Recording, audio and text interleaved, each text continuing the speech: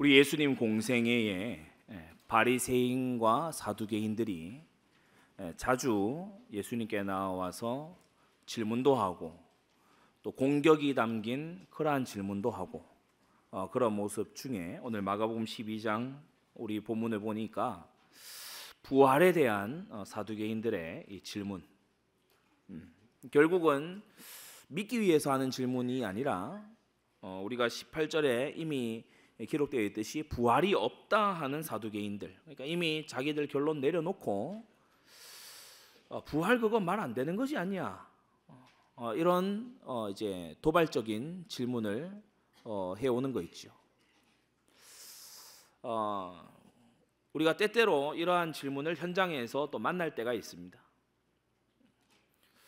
예전에는 굉장히 저도 심혈을 기울여서 장시간을 대답을 하려고만 노력했는데 성경을 읽고 또 현장을 서고 이렇게 해보니 그 본인이 정말 믿고자 해서 하는 질문인지 아니면 불신을 확정해놓고 불신앙을 결론 지어놓고 하는 어떤 도전적인 질문인지 그것을 이제 구별해야 되겠더라고요. 우리 모든 성도님들도 정말 악한 그와 같은 질문에 여러분의 소중한 인생이 허비되지 않게 되기를 바랍니다. 예수님께서 대답을 딱 해주시는데 사두개인들을 더 막 이렇게 하지는 않으셨어요. 그러나 오늘 본문을 통해서 우리가 부활에 대한 오해와 이해를 분명하게 가져야겠습니다. 여러분, 그리스도의 부활은 교회의 반석입니다.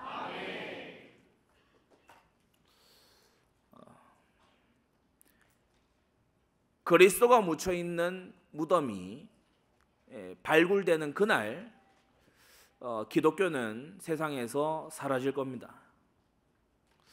우리는 빈 무덤의 신앙인들이에요. 그가 여기 계시지 않고 말씀하시던 대로 살아나셨느니라. 그리스도의 부활은 우리 믿음과 교회의 반석이 되는 거예요. 고린도전서 15장에 이렇게 말씀했지요.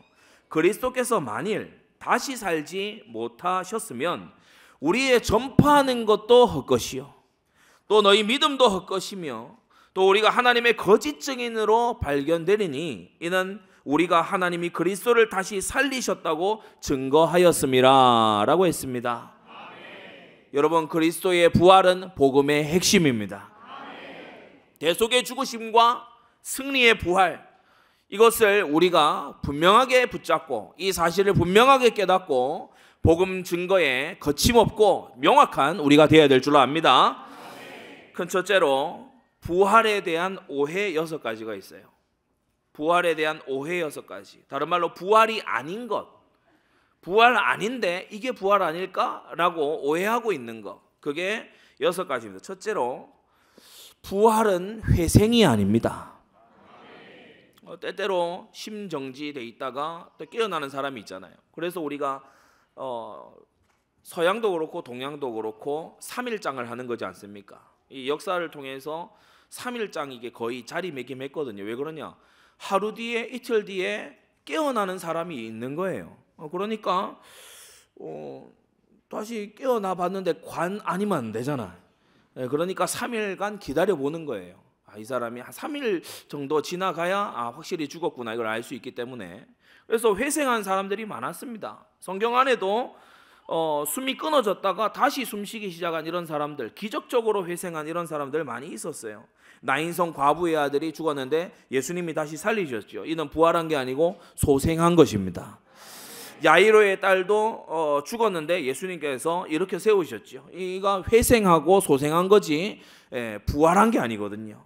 나사로가 죽은 이후에 무덤에서 주님께서 부르실 때 나사로야 나오라 부르실 때 걸어 나왔는데 많은 이 사람들이 이 성경 표제나 이런 걸 좀 잘못 따라가지고 나사로의 부활 이런 식으로 얘기하는데 엄밀히 말해 부활이 아닙니다. 소생한 거예요. 아담 생명으로 다시 나는 것은 부활이 아닙니다. 아담의 생명으로 다시 났다 무슨 말이냐? 소생했는데 시간 지나 다시 죽어요. 소생했는데 영화롭게 되지 못해서 시공간 초월 못해. 소생했는데 여전히 죄의 욕구가 막 남아있어. 그러면 부활한 게 아니죠. 소생한 거예요. 성경에 나타난 이 나인성 과부의 아들 야이로의 딸 나사로, 이런 사람들의 회생은 장차 예수님께서 이루실 부활의 예고편에 불과했던 것입니다. 마태복음 27장에도 예수님께서 십자가에 못 박히시고 그 휘장이 찢어졌을 때, 성소의 휘장이 찢어졌을 때에, 그때에 마태복음 27장에 보니까 무덤들이 열리며 예수님께서 그 영혼이 떠나가실 때, 운명하실 때, 그때 무덤들이 열렸고 자던 성도의 몸이 많이 일어나서 예수의 부활 후에 저희가 무덤에서 나와가지고 거룩한 성에 들어가 많은 사람에게 보였다고 했어요. 이건 회생이지 부활이 아닙니다. 회생의 역사가 예수님이 십자가에 못 박히신 당시에도 많이 일어난 것을 복음서가 증거하고 있죠. 자, 두 번째로 부활은 환생이 아닙니다. 마가복음 6장에 보면은요, 이 헤롯이 이게 놀란 거예요. 막 이렇게 예수님이 사역하시고 이런 모습을 보면서 놀란 거예요. 세례 요한의 환생인가? 참 이 이방 사상은 안 가르쳐 줘도요. 원래 저 가나안 지역이나 이런 데에, 특히 이스라엘 지역에 환생 사상이 없거든요. 그런데 이 이방 사상은 안 가르쳐 줘도 스스로 생각해요. 세례 요한이 다시 살아난 거다. 예수님의 사역을 보고 선지자 누가 다시 살아난 거다. 이런 식으로 이제 막 얘기하는 거예요. 환생이 아니죠. 우리는 환생이라는 것이 성경에 없다는 것을 분명히 알고 믿습니다. 예수님은 죽으시기 전에 내가 너희를 다시 살아난 후에 너희를 갈릴리에서 만날 것이다 라고 하시고, 동일하신 예수님이 그걸 기억하시고 부활하신 후에 갈릴리로 가셨죠. 동일하신 분입니다. 동일한 분이요. 그 전에는 육신의 그냥 생명이었으나 그 이후에는 부활의 새로운 부활체를 가지신 것만 다를 뿐이지 동일하신 예수님이시죠. 여러분, 이방 사상이 막 이렇게 뒤엉켜 있는 그런 것에서 여러분 성경적으로 개혁되시기를 바랍니다. 막 예전에 뭐 영화나 막 드라마 이런 데 보면요, 이상한 이런 게 막 자리 잡혀 있어요. 막 비슷하게 또 생겼으니까 뭐 이렇게 뭐 돌아가신 날짜하고 어떤 아기가 태어난 날짜하고 뭐 서로 어떻게 맞춰가지고 이게 환생을 어떻게 했다, 막 온갖 소리를 하는데 여러분 결코 아닙니다. 환생은 없다. 여러분 부활은 환생이 아닙니다. 그리고 세 번째, 부활 육체, 부활체는 육신 없는 영적 존재가 돼서 둥둥 떠다니는 게 아니에요. 부활체는 육신 없는 영적 존재가 아니에요.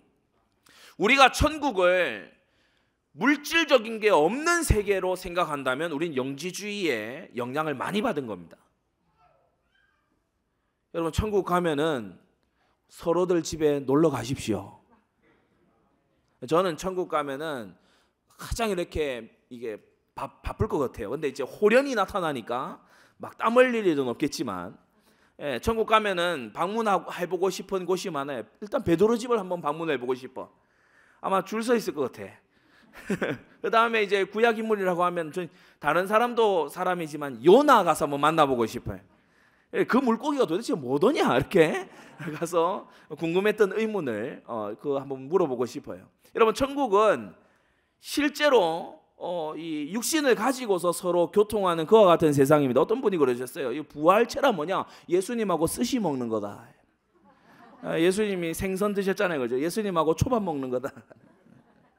여러분, 부활의 이 영광을 여러분이요 오해하지 않게 되기 바랍니다. 누가복음 24장에 주님께서요, 내 손과 발을 보고 나인 줄 알라. 또 나를 만져보라. 영은 살과 뼈가 없으되 너희 보는 바와 같이 나는 있느니라. 부활 육체는 만질 수 있는 육체인 것이에요. 놀라운 일 아닙니까? 우리 개혁 교회의 3대 신앙 고백이 웨스트민스터 신앙 고백, 벨직 신앙 고백, 하이델베르그 신앙 고백인데, 그중에 벨직 신앙 고백서 19항에 따르면 그가 부활하여 그의 몸을 불멸하게 하였으나 그러나 그의 인간성이 달라진 것은 아무것도 없었다. 여러분, 지금 보는 이 형태로 그러나 온전하게 된 형상으로 우리가 다시금 만나게 될 줄로 압니다. 넷째, 부활은 의인만 딱 할 수 있는 그런 것이 아니죠. 의인의 부활, 악인의 부활이 함께 있는 것을 성경을 배운 여러분들은 분명히 아시기 바랍니다. 사람이 죽으면 끝이야. 멸절설. 정말 이게 고륙들 중에 예수님을 믿지 않고 끝까지 거부하다가 돌아가신 분이 계셔요. 그러니까 마음이 너무 아프다 보니까 스스로 그냥 합리화를 하기로 해서, 그래 그 악인들은 그냥 먼지로 돌아가면은 좋겠다, 여기에서 이제 더 지나쳐서 먼지로 그냥 돌아가겠지. 아닙니다. 의인의 부활이 있고 악인의 부활이 있다고 성경이 말하고 있어요. 그래서 살아있는 동안 복음 전해야 되는 겁니다. 죽으면 끝이 아니에요. 죽으면 끝이 아니에요. 생명의 부활로 나올 자들이 있고 심판의 부활로 나올 자들이 있다. 산자와 죽은 자를 심판하실 예수 그리스도라고 했어요. 이때 산자는 뭘 말하는 겁니까? 그리스도 생명 가진 자. 죽은 자는 뭐 말합니까? 풀식의 생명만 있고 이 부활 생명 없는 자들. 여러분, 사람은 몸만 멸할 수 있을지 모르나 전쟁이나 테러나 이런 걸 통해서 사람은 몸에 위해를 끼칠 뿐 영혼은 해치지 못하잖아요. 그러나 두려우신 우리 하나님, 높으신 우리 하나님께서는 심판을 위해 몸을 부활시켜 전인을 지옥에 멸하실 수 있는 하나님이십니다. 그래서 마태복음 10장 28절에 몸은 죽어도 영혼은 죽이지 못한 자들 두려워하지 말고 오직 몸과 영혼을 지옥에 멸하시는 자를 두려워하라고 했어요. 하나님을 경외하시기 바랍니다. 다섯 번째, 부활 때에는 결혼이 없어요. 부활 때에는 결혼이 없어요. 너무 크게 아멘 하시는 남편들은 좀 이상한 겁니다. 부활 때에는 결혼이 없어요. 주님 부활이 정말 좋은 거네요. 그런 의미로 하는 말씀은 아닙니다. 부활 때 결혼이 없으면 무슨 말이냐? 부활해서 생육하지 않아요. 부활 이후에는 자녀를 낳지 않는다는 겁니다. 오늘 이 본문의 말씀도 자녀를 두지 못한 가문의 얘기를 하고 있죠. 아내를 뒀는데 후사가 없이 죽었다. 둘째부터 일곱째까지 다 후사 없이 죽었다. 이 모세의 율법을 통해 주신 이른바 형사 취수제인데, 형이 죽었을 때 형수를 취하여서 이제 그 가문의 계보를, 씨를 이어나가는 그 형사 취수제를 말하고 있는 것인데, 이거를 들고 나와서 이제 사두개인들이 막 논리적으로 따지는 거죠. 예수님께서 너희가 성경 모르고 하나님 능력 몰라서 오해한 거다. 오해한 것. 부활 때에는 결혼하는 게 아니다. 부활 때에는 후사를 둬야 되는 이런 문제가 있는 그런 곳이 아니다. 여러분 바르게 알게 되기 바랍니다. 내세에는 생육이 없어요. 다시 말해서 내세에는 새로운 구원의 기회가 없어요. 천국과 지옥이 딱 나누어져 있는데 누가복음 16장에 보니까 둘 사이에 큰 구렁이 있어서 서로 오갈 수가 없다. 한 번 들어가면 건너갈 수가 없는 그와 같은 내세가 천국과 지옥이거든요. 지상에 있을 동안만 구원의 기회가 있는 것입니다. 사후 구원 이런 거 없어요. 예전에 중세 천주교가 얘기했듯이 막 이렇게 뭐 면죄부를 사면 뭐 연옥에 있는 조상이 막 이렇게 이 천국으로 올라가고 그런 거 없습니다. 사후 구원의 기회는 없어요. 오직 살아있는 동안에 주님께서는 구원의 기회를 주시는 것입니다. 여섯 번째, 이게 이제 심각해요. 여러분이 오늘 아마 생소하신 내용일 텐데, 부활은 인간이 신이 되는 게 아닙니다. 우린 뭐 당연히 아멘이잖아요. 그런데 로마 천주교 이 신학을 한 사람들은 여기에 대해서 갸우뚱해요. 참 희한한 그런 논리들을 가지고 있어요. 로마 가톨릭은요, 은혜를 죄에 대한 하나님의 치료책으로 보지 않고 은혜를 자연에 대한 하나님의 치료책으로 봐요. 다소 어려운 얘기일 수 있습니다. 다 못 알아들어도 괜찮습니다. 자연을 초자연화시킨다. 그러니까 이 대표적인 게 화채설이잖아요. 화채설이 뭡니까? 이 만찬을, 주의 성찬을 하는데 포도주가 우리는 기념용이잖아요. 나를 기념하라. 기념용인데 이 포도주가 실제 예수님의 피가 된다. 이 빵이 실제 예수님의 살이 된다. 이게 화채설이거든요. 그러니까 어떻게 하는가 하면 막 이 빵을요 머리 위로 받들어 올려요. 막 받들어 올려요. 왜냐? 예수님의 지금 몸이 여기 왔는데요. 어디 가면 막 천주교 신도들 무릎 꿇고 예수님 몸이 여기 왔다. 예수님 피가 여기 있다. 굉장히 비성경적인 거죠. 자연을 초자연화하는 그러한 것을 성경이 지정하지 않는 것을 막 만들어내는 그런 이 로마 가톨릭 천주교의 교리가 뭐라고 주장하느냐? 십자가는 굉장히 말을 잘 만들어내요. 십자가는 이 예수님의 성육신과 십자가는 신성의 인성화고 인성의 신성화다. 그래서 십자가에서 하나님과 사람이 만났다. 막 아멘 할 것 같아. 다행히 지금 아멘 아무도 안 하시는데 막 신부들이요 이렇게 긴 옷 입고 나와가지고 십자가에서 하느님과 인간이 만난 것입니다 하면 막 아멘 합니다. 그거 뭔 뜻인지 모르고 아멘 합니다. 근데 이게 엄청난 해악을 가진 그 독극물과 같은데, 우리 개혁주의 신학자인 헤르만 바빙크는 그의 가장 유명한 저서인 개혁교의학 Reformed Dogmatics에서 288항에서 이렇게 말합니다. 로마교는 그리스도 안에서 실현된 인간의 최후 운명을 그 영혼과 하나님의 신비로운 혼합으로 본다. mystical fusion. 인간과 하나님의 퓨전으로 봐요. 여러분, 퓨전이 뭡니까? 섞이는 거잖아요. 섞이는 거. 그리고 이것은 성경이 가르치는 것이 아니다. 여러분 분별하시기 바랍니다. 로마 가톨릭 교리가요, 저 JMS 같은 건 명함도 못 내밀어요. JMS에서는 JMS 그 사람만 신이잖아. 로마 가톨릭은 다 신이에요. 다 신이야. 뭐 많이 신은 명함도 못 내밀어요. 아니 로마교가 그렇다니까요. 예수님 살과 피를 받아 먹어서 신성화되어 가는 거야. 여러분, 이러한 망령된 가르침에서 우리요 건져내야 됩니다. 예수님 살과 피를 먹고 마시고 해서, 그래서 점점 이걸 이제 성례전적 혼합이라고 얘기해요.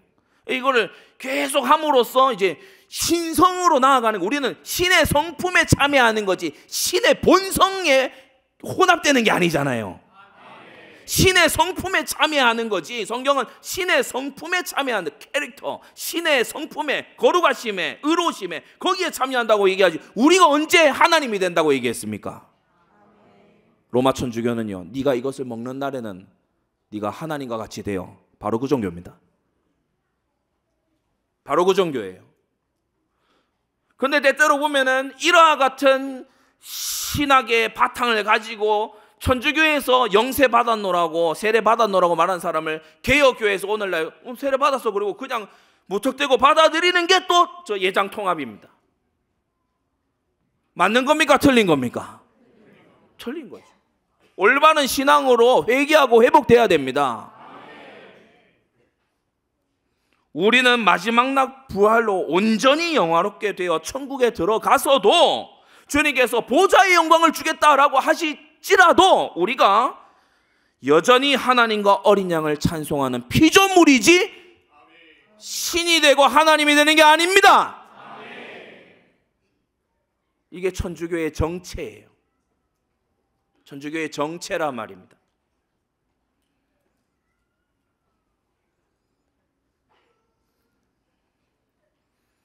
우리가 정말 끝나지 않은 종교개혁 감당하는 우리가 되어야 됩니다.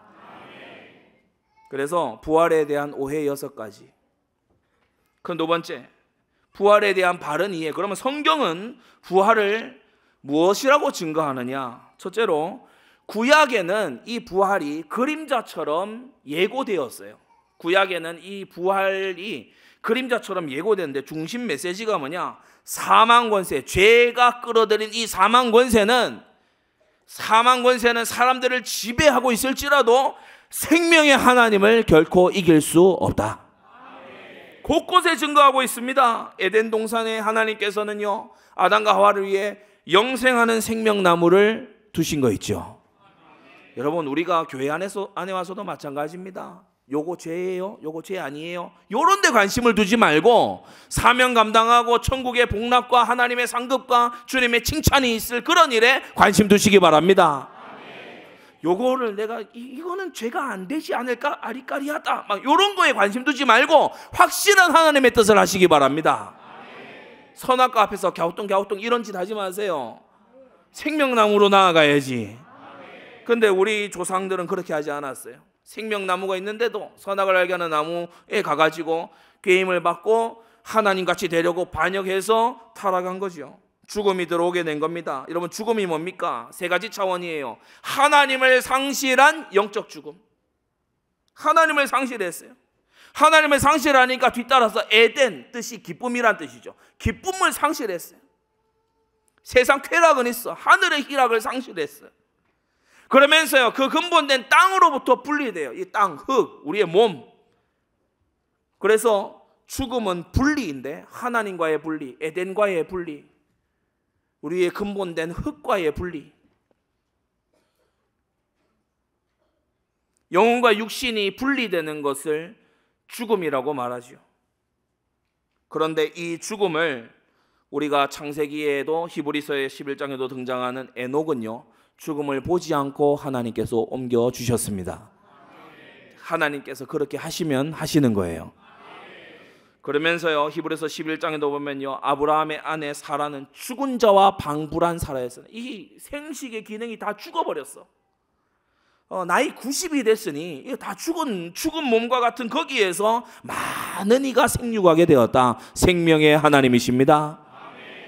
에녹이 죽음을 보지 않게 하셨고, 죽은 자와 방불한 사라에게서 많은 사람이 생육하게 하시고, 그러면서 히브리서 11장 19절에 보면요, 죽은 자 가운데서 다시 받은 것과 같이 이삭을 다시 받은 이 아브라함의 부활 신앙을 소개하고 있죠. 죽은 자 가운데서 도로 받은 것이다. 그러면서요, 우리가 보면은 많은 물에서 사람을요 완전히 죽여버리는 사망 권세와 심판의 권세와 같은 많은 물에서 노아가 건진받았고요, 그 방주의 아주 미니 버전이 뭡니까? 바로 이 모세를 태웠던 갈대상자죠. 그래서 모세가 또 물에서 건져지고요, 이스라엘을 주님께서 홍해 가운데서 건지시고요, 생명의 하나님, 다윗이 고백하기를 나를 많은 물 가운데서 건지신 하나님을 찬송한다, 이렇게 말하고 있어요. 생명을 건지시는 생명의 하나님이 사망 권세를 이기시는 것을 구약이 계속해서 증거하고 있습니다. 더 나아가서 우리가 남북 분열 왕국 시대 때 보면은 이 사르밧 과부의 아들이 죽었는데 선지자가 가서 살려내게 되죠. 소생하는 이러한 일들이 일어나고요, 수넴 여인의 아들도 죽었는데 가가지고 되살려내는 이러한 역사를 하나님께서 당신의 종을 통해 하시죠. 열왕기하 13장 21절에 보니까 엘리사를 묻은 그 무덤에다가 다른 어떤 이 사람들을 이제 매장하게 되는데, 시체가 엘리사의 뼈에 닿자 곧 회생하여 일어섰다, 이런 일도 벌어졌습니다. 여러분, 생명의 하나님이 주관하십니다. 요나가 사흘간 물고기 뱃속에 있다가 되살아나온 것도 예수 그리스도의 이 순환과 함께 생명의 하나님이심을 증거하는 것이죠. 욥이 어떤 확신을 고백했습니까? 내가 알기에 나의 구속자는 살아계시니 그가 후일에 땅에 서실 것이라. 내가 이 육체, 이 몸 밖에서 구주를 보리라 라고 했어요. 병들어 있고 막 문둥병으로 고통당하는 이 육신 말고 주님께서 새롭게 주시는, 회복하시는 그것에서 내가 주를 볼 것이다. 욥의 확신이 부활신앙이었죠. 풀무불에서, 사자굴에서 건져내신 주님을 보며 생명의 주관자가 하나님이심을 알게 되는 것입니다. 마른 뼈가 되살아나 주님의 큰 군대가 되었다. 에스겔이 이 환상 맞죠? 부활의 예표인 것입니다. 이사야 25장 8절에 이렇게 기록했어요. 저가 사망을 영원히 멸하실 것이라. 할렐루야.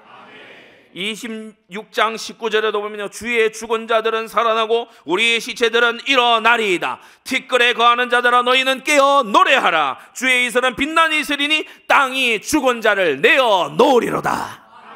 할렐루야. 하나님이 나오라 하면 나오는 거예요. 놀라운 일 아닙니까? 구약이요 충만히 증거하고 있어요. 어떤 사람은 무식에 잘 몰라가지고 구약에는 부활 없다 이러는데, 구약에요 충만하게요 그림자로, 예표로, 예고로 나타나 있어요.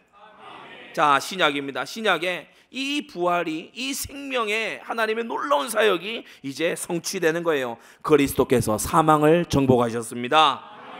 마태복음 28장 6절, 그가 여기 계시지 않고 그의 말씀하시던 대로 살아나셨느니라. 로마서 4장 25절에 예수는 우리의 범죄함을 위하여 내어줌이 되고 또한 우리를 의롭다 하심을 위하여 살아나셨느니라. 여러분, 이 예수님의 살아남은 회생이나 소생이 아니고 완전히 새로운 차원으로의 살아남입니다. 이제 우로는요, 죄의 유혹도 받지 아니에요. 사단도 시험을 할 수가 없어. 할렐루야. 우리 예수님은 영광스러운 부활을 하신 것입니다. 에베소 2장 5절에 그런데 이 예수님이 허물로 죽은 우리를 그리스도와 함께 살리셨고, 여러분, 살리실 것이고가 아니고 살리셨고, 이미 부활 생명이 우리 가운데 와 있다. 고린도서 15장 49절에 우리가 흙에 속한 자의 형상을 입은 것 같이, 아담의 생명을 가진 것 같이 또한 하늘에 속한 자의 형상을 입으리라. 요한복음 5장 25절에도요, 죽은 자들이 하나님의 아들의 음성을 들을 때가 오나니, 그 때가 오면 듣는 자는 살아나게 된다. 요한복음 5장 28절에도요, 무덤 속에 있는 자가 다 그의 음성을 들을 때가 오나니, 신불신간에 관계없이 누구든지 다 그의 음성을 들을 때가 오나니 선한 일을 행한 자는 생명의 부활로, 악한 일을 행한 자는 심판의 부활로 나오리라고 했습니다. 우리는 뭘 기다립니까? 로마서 8장 23절, 속으로 탄식하여 양자 될 것 곧 몸의 구속을 기다리고 있습니다. 이 연약하고 욕된 몸이 영광스럽고 거룩한 몸으로 다시 구속될 날을 기다리고 있어요. 마지막 세 번째로요, 이 부활은 이미 주어졌고 그러나 아직 완성되지 않은 그 역사 속에 있습니다. 첫째, 이미 예수 그리스도를 믿고 영접한 자는요, 그리스도와 함께 살리심을 받았습니다. 이것이 첫째 부활이에요. 계시록 20장 6절, 이 첫째 부활에 참여하는 자들은 복이 있고 거룩하도다. 둘째 사망이 그들을 다스리는 권세가 없다라고 했어요. 골로새 3장 1절에 너희가 그리스도와 함께 다시 살리심을 받았으면, 이미 일어난 일로 얘기하고 있어요. 받았으면, 할렐루야. 그렇다면 위의 것을 찾으라. 이어지는 3절에도 너희가 죽었고 너희 생명이 그리스도와 함께 하나님 안에 감추었음이니라 라고 했어요. 에베소 2장은 영광스러운 현재를 말해주고 있죠. 우리의 영광스러운 현재는 어디에 있습니까? 허물로 죽은 우리를 그리스도와 함께 살리셨고 너희가 은혜로 구원을 얻은 것인데, 또 함께 일으키사 그리스도 예수 안에서 함께 하늘에 앉히시니 라고 했어요. 앉힐 것이니가 아닙니다. 함께 하늘에 앉히시니. 이미 앉히셨고 그 상태가 유지되고 있다는 걸 말해요. 기억하십시오. 믿음으로 그리스도와 우리가 연합하였으니 그가 계신 곳에는 우리도 있다. 그가 계신 곳에는 우리도 있다. 이것이 여러분 진리입니다. 지금 우리는 보좌 우편에서 우리를 위해 기도하시는 그 주님 품 안에 있는 것입니다. 우리의 생명이 거기에 감추어 있는 것입니다. 여러분, 이게 첫째 부활의 놀라운 실제예요. 그리고 두 번째로, 우리는 그리스도께서 심판주로 재림하실 때 우리를 살려주실 것을 아직 기다리고 있습니다. 이것이 둘째 부활이죠. 바로 몸의 부활인 것입니다. 영적 부활에 참여한 우리 모든 분들, 몸의 부활을 향해 나아가는 영광의 대열에 서신 것을 축하드립니다. 요한일서 3장 2절, 그가 나타나심이 되면 우리가 그와 같을 줄을 아는 것은 그의 계신 그대로 볼 것을 인함이니 라고 했어요. 우리가 지금은 계시의 말씀을 통해서 그리스도를 배우고 알고, 그분을 성령 감동 속에서 배우고 알고 누리고 있지만은 우리가 예수님과 두 손 맞잡을 날이 오게 될 거라는 사실입니다. 우리 예수님의 두 손을 맞잡게 될 날이 오게 될 것이라는 사실입니다. 로마서 8장 11절, 예수를 죽은 자 가운데서 살리신 이의 영이 너희 안에 거하시면 그리스도 예수를 죽은 자 가운데서 살리신 이가 곧 하나님께서 너희 안에 거하시는 그의 영으로 말미암아, 성령으로 말미암아 너희 죽을 몸도 살리시리라. 주님께서는요, 우리 몸을 아끼세요. 주님께서 우리의 연약한 육신을 사랑하셔요. 주님께서 우리의 연약한 육신을 귀히 보셔서 부활의 영광에 참여케 하려고 하십니다. 그 아들의 형상을 입혀주려고 하십니다. 사랑하는 성도 여러분, 우리의 육신을 죄에 방임할 수 없는 줄 믿습니다. 주님이 이토록 귀히 여기시고 주님이 이토록 마지막 날에 다시 살리고자 하는 우리의 몸을 죄악의 도구로 우리는 내버려 둘 수가 없는 것입니다. 이 당연한 마음을, 이 마땅한 지당한 복음의 마음을 여러분 갖게 되기 바랍니다. 데살로니가전서 4장이에요. 그 마지막 한 날이 어떻게 될 거라 했죠? 주께서 호령과 큰 대장군의 호령과 같은 그러한 호령과 천사장의 소리와, 주께서 호령하시니까 천사장들도 같이 호령하는 거 아닙니까? 그러면서 하나님의 나팔로 친히 하늘로 쫓아 강림하시리니. 할렐루야. 재림주는 태어난다 아니면 강림한다? 강림한다. 재림주는 태어나는 게 아니에요. 태어났는데 지가 재림주다 그러면요, 어디 가서 많이 좀 맞아야 돼요. 재림주는 태어나는 게 아니에요.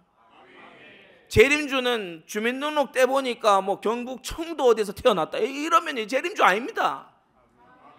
뭐 성령이 뭐 어떻게 사람이 되어, 그런 엉뚱한 소리 넘어가지 않게 되기 바랍니다.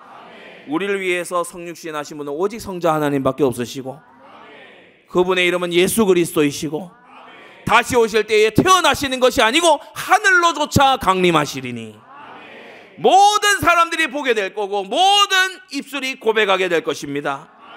너희 죽을 몸도 살리시리라. 할렐루야.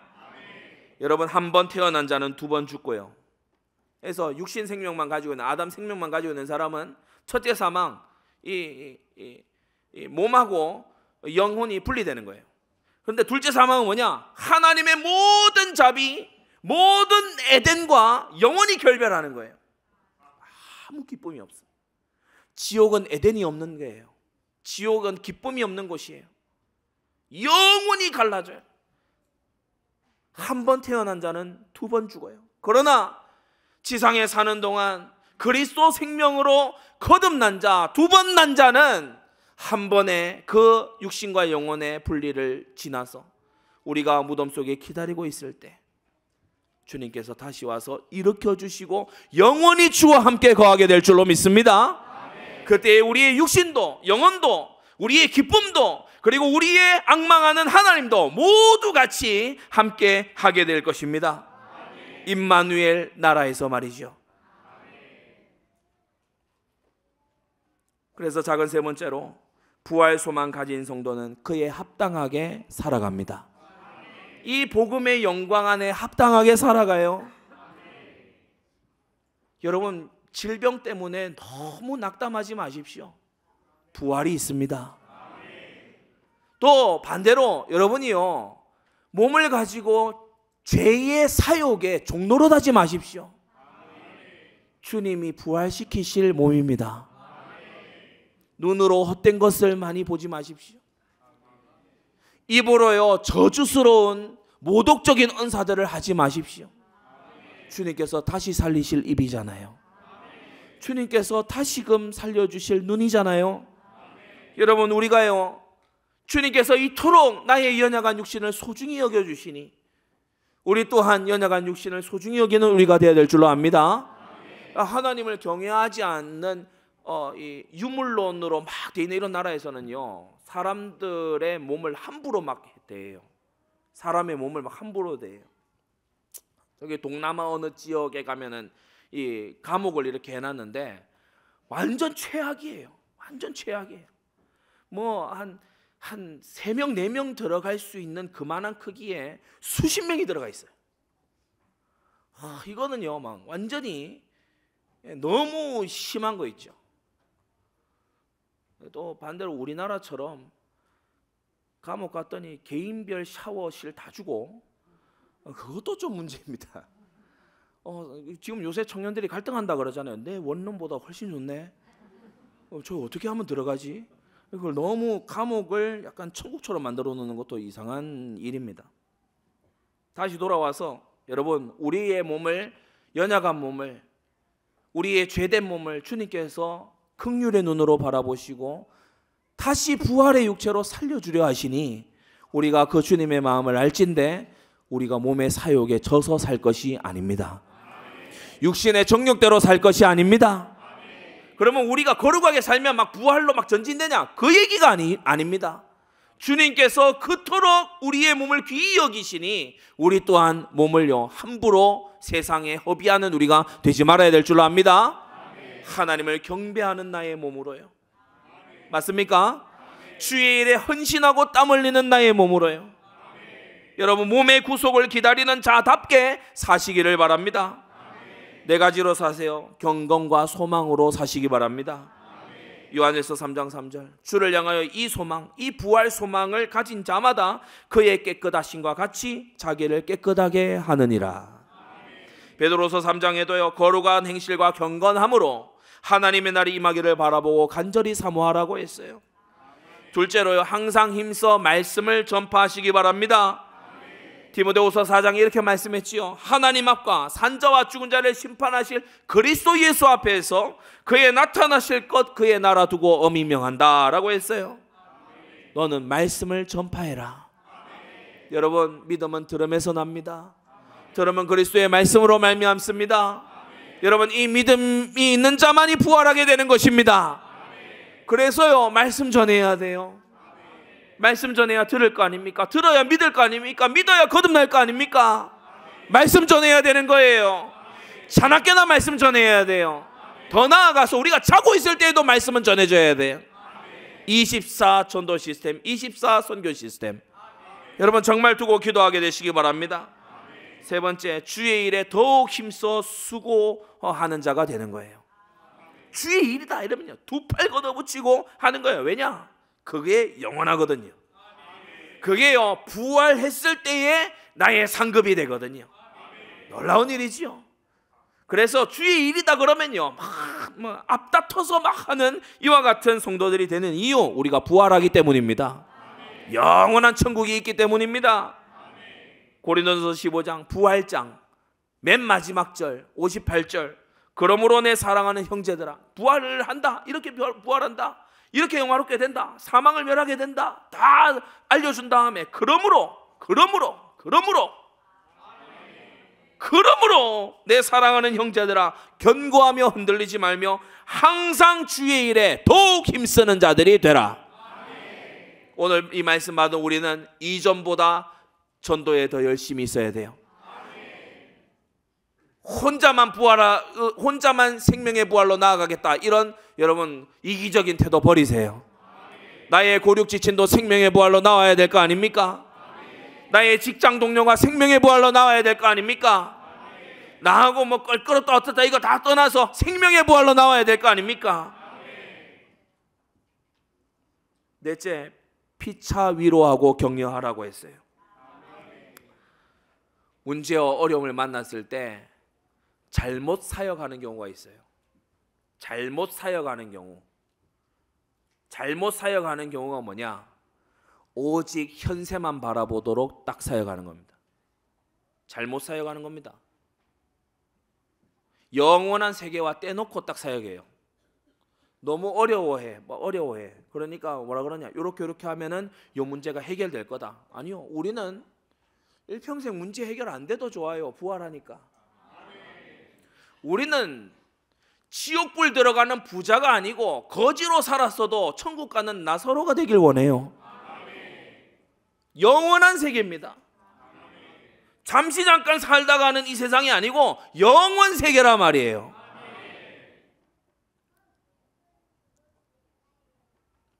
그래서 이 땅의 정욕을 계속해서 따라가게 만드는 잘못된 사역, 이런 거 하지 말아야 돼요.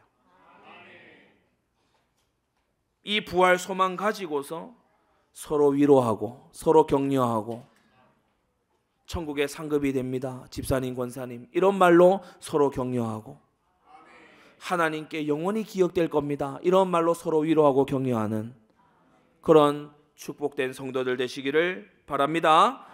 결론입니다. 누구에게든 영원한 두 현실이 다가오고 있어요. 생명의 부활과 천국, 심판의 부활과 지옥. 아까 메시지 중에 말씀드렸죠. 우리 하나님은 마지막 대심판을 위해서 악인의 몸을 무덤에서 끌어내서 당신의 심판대 앞에 세워 그의 영과 몸을 영원히 심판 속에 던져 넣으시는 그런 의로우신 하나님이십니다. 그래서 우리 예수님이 두려워하라고 했어요. 자, 이 말씀들은 우리들은요, 영원한 두 현실이 다가오고 있는 속에 전도자의 가슴으로 그리스도 예수의 심장으로 새롭게 서야 될 줄로 믿습니다. 여러분, 전도하느라 좀 피곤해지세요. 선교하느라 좀 피곤해지시라고요. 우리 예수님께서, 우리 하나님의 아들 예수님께서 눈붙일 겨를이 없이 그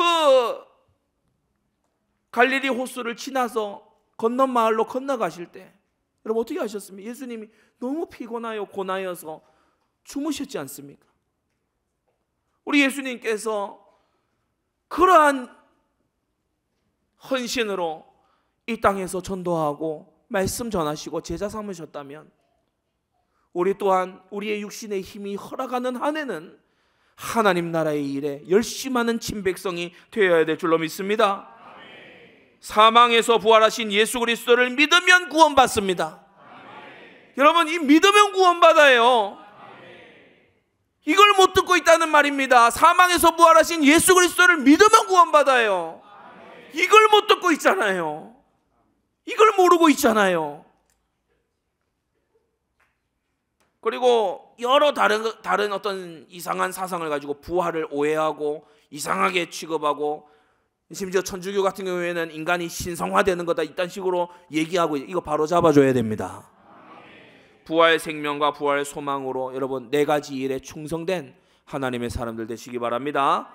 기도하겠습니다. 거룩하신 아버지 하나님, 오늘 사두개인들이 주님을 찾아온 이 본문을 통하여 우리 또한 이 시대에 오해되어 있는 부활과 부활에 대한 바른 이해를 성경 전체를 통하여 보게 하시니 감사를 드립니다. 거룩하신 아버지 하나님, 주님의 죽으심과 부활을 아버지 힘을 다하여 증거하는 그러한 삶이 될 수 있도록 우리에게 역사하여 주시옵소서. 예수 그리스도의 이름으로 기도드리옵나이다. 아멘.